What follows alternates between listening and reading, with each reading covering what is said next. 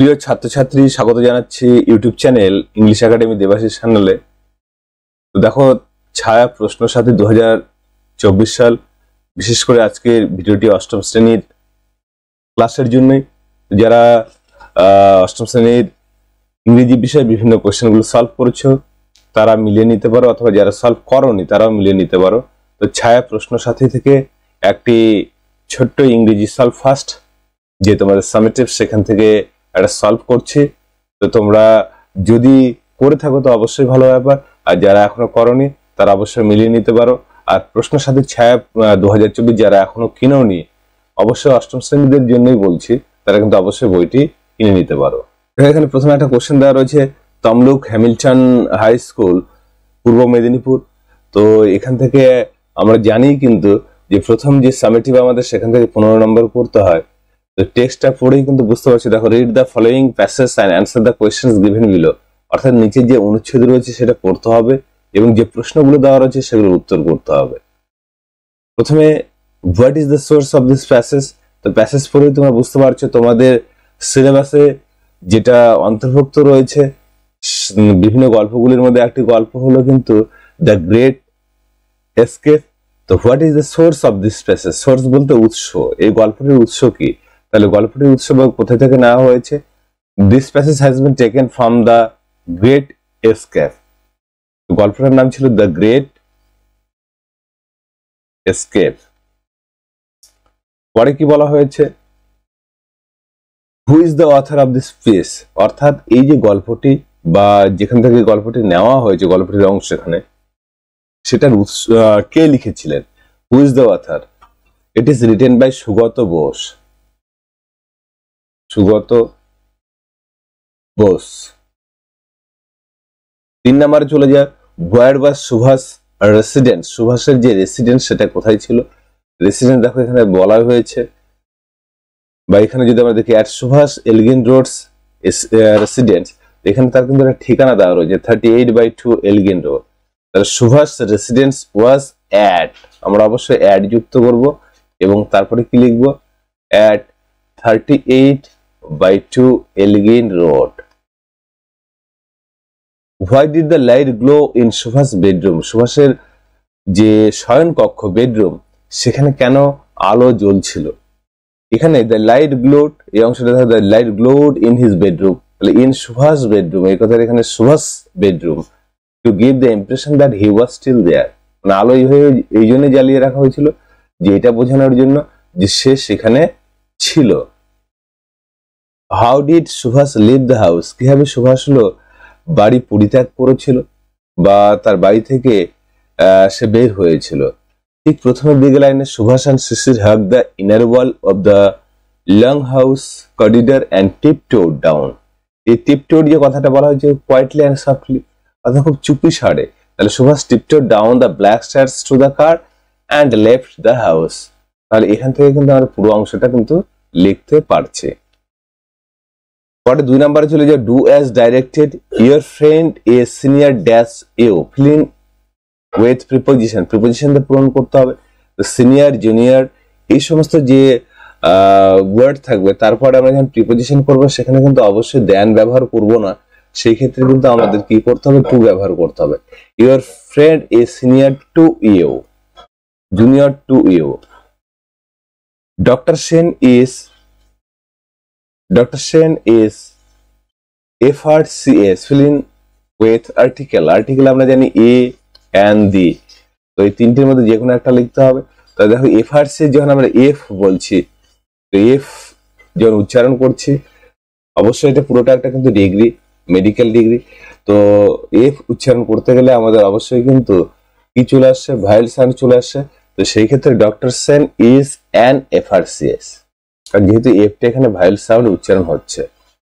Next পরে, it dash rain রয়েছে the whole morning last Sunday, fill in with proper tense of the verb. উপযুক্ত টেন্সের যে verb সেটা দিয়ে পূরণ করতে হবে।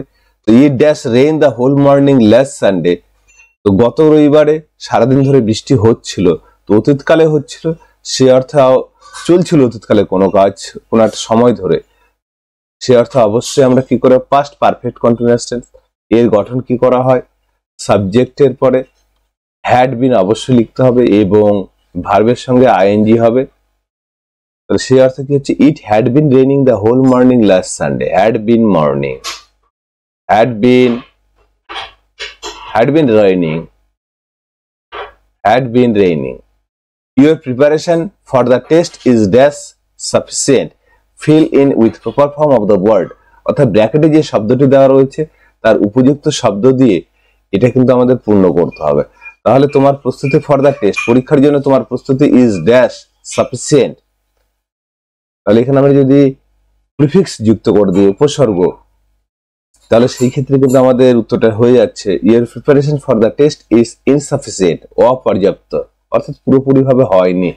সাফিসিয়েন্টের আগে আমরা ইন যুক্ত করব এবং পুরো সাফিসিয়েন্টটা এখানে কিন্তু লিখব, ইনসাফিসিয়েন্ট। পরে write a story with the following outlines. নিচে হলো কিছু সংকেত দেওয়া রয়েছে, পয়েন্টস দেওয়া রয়েছে, এর উপর ভিত্তি করে কিন্তু একটা ছোট্ট গল্প লিখতে হবে এবং এর নম্বর রয়েছে কত, 5 নম্বর। তাহলে টু বয়েজ ওয়াকিং, দুজন ছেলে হাঁটছিল, থার্স্টে তৃষ্ণার্ত বা তারা তৃষ্ণার্ত বোধ করেছিল। সিং আ পন্ড, একটা পুকুর দেখেছিল। গো টু ড্রিঙ্ক ওয়াটার, তারা একটা তারা সেখানে গিয়েছিল কি করার জন্য, জলপান করার জন্য। ওয়ান বয় স্লিপস, একজন পা ফসকে পড়ে যায়। আদার বয় ক্রাইস ফর হেল্প, অন্য ছেলেটি সাহায্যের জন্য চিৎকার করা। পিপল কাম, মানুষের আসে। দ্য বয় সেভড, ছেলেটি বেঁচে যায়। All prize the second boy, দ্বিতীয় ছেলেটিকে সবাই প্রশংসা করে। তো এর উপর ভিত্তি করে আমাদের একটা গল্প লিখতে হবে। তো গল্প লেখার ক্ষেত্রে আমাদের একটা কিন্তু টাইটেল অবশ্যই নির্বাচন করতে হবে। The story of two boys, দুই ছেলের গল্প। প্রথমে কি বলা হয়েছে, there were two boys in a village, এক গ্রামে দুই ছেলে ছিল। এবং আমরা গল্পগুলো এইভাবে লিখবো যে পাস্ট টেন্সের কিন্তু আমরা গল্পগুলো লেখার চেষ্টা করবো, কারণ এগুলো কমপ্লিটেড হয়েছে। They were friends to each other, তারা একে অপরের বন্ধু ছিল। One day they were walking through a forest, তারা একদিন কি করছিল, বনের ভিতর দিয়ে হাঁটছিল। দে বোথ বিকেম থার্স্টি, তারা দুজনে বা উভয়ে কি হয়েছিল, তৃষ্ণার্ত বোধ করেছিল। They saw a pond and wanted to quench their thirst, তারা একটা পুকুর দেখেছিল এবং ওয়ান্টেড টু কোয়েঞ্চ, কোয়েঞ্চ হলো তৃষ্ণা নিবারণ করা, এবং তাদের সেই তৃষ্ণা নিবারণ করতে চেয়েছিল। Both said let's go to the pond and drink water, দুজনেই বলেছিল চলো পুকুরটিতে যাই এবং জল পান করি। When they were drinking water, one boy slipped and fell into the pond. যখন তারা জল পান করছিল বা জল খাচ্ছিল, একজন ছেলে পড়ে গেল। কোথায় পড়ে গেল, পা ফসকে পড়ে গিয়েছিল সেই পুকুরে। The other boy cried, save, save. অন্য ছেলেটি যে পড়ে যায়নি সে কি করছিল, বাঁচাও বাঁচাও বলেছিল। Many people came there, অনেক মানুষ সেখানে পৌঁছে গিয়েছিল। The boy was saved, ছেলেটি বেঁচে গিয়েছিল।